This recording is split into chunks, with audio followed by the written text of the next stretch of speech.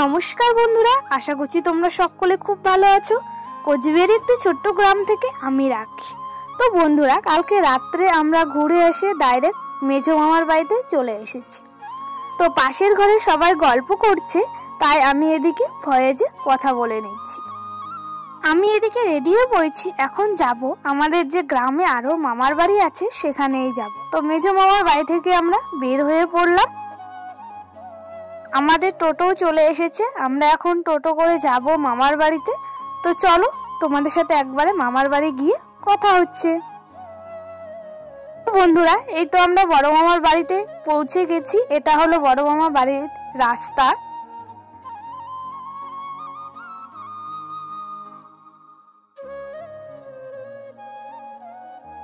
আমরা সবাই এখন প্রথমে বড় মামার বাড়িতে যাচ্ছি। তো মামি ওইদিকে দেখছি রান্নাঘরে ঢুকছে। আমরা সবাই চলে এসেছি, আর এটা হলো আমাদের বড় মামিদের দুটো রুম। আমরা সবাই এইদিকে এখন বসে আছি। আর প্রথমে আমরা বড় মামার বাড়িতে গেলাম, তারপর আমাদের আরেকটা মামার বাড়ি আছে, সেখানে আমরা এখন ওদের বাড়িতে ঢুকে পড়লাম। তো বন্ধুরা দেখো, গাছে প্রচুর কমলা লেবু হয়েছে, এদিকে সবাই কমলা লেবু খাচ্ছে, আর আমি এদিকে ভিডিওটাও করে নিচ্ছি আর তোমাদের সাথে শেয়ারও করছি আমার মামার বাড়ি।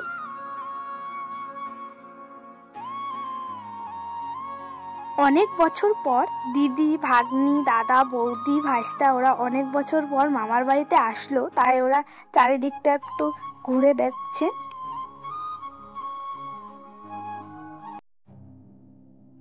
আমরা সবাই মিলে এখন যাচ্ছি বড় মামাদের বাড়িতে।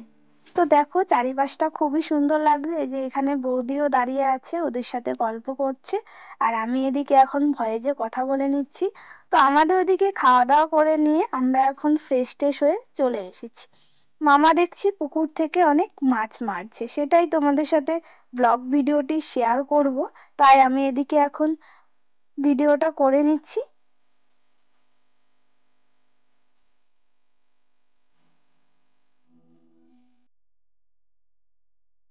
পুকুর থেকে অনেকগুলো মাছ মেরেছে, এখানে মামা এখন ছোট মাছগুলো বেছে নিচ্ছে, আর বড় মাছও পেয়েছে। তো আমার উপরে আজকে মাছের কাটার দায়িত্ব পড়লো, তাই আমি এদিকে এখন গুঁড়ো মাছগুলো কেটে নিচ্ছি, আর আমার ভাগ্নি আছে, ও আমাকে ক্যামেরাটা করে দিচ্ছে।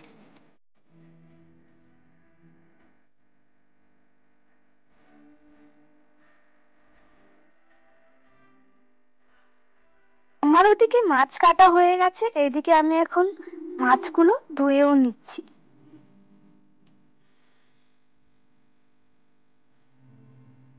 আজকে আমাদের সবার ছিল ছোট মামাদের ঘরে নেমন্তন্ন, তাই ছোট মামি রান্না করেছে চিকেন কষা, ফেন কচু দিয়ে, মাছের মাথা দিয়ে ঘন্ট, লাউয়ের তরকারি, ডাল আর শাক।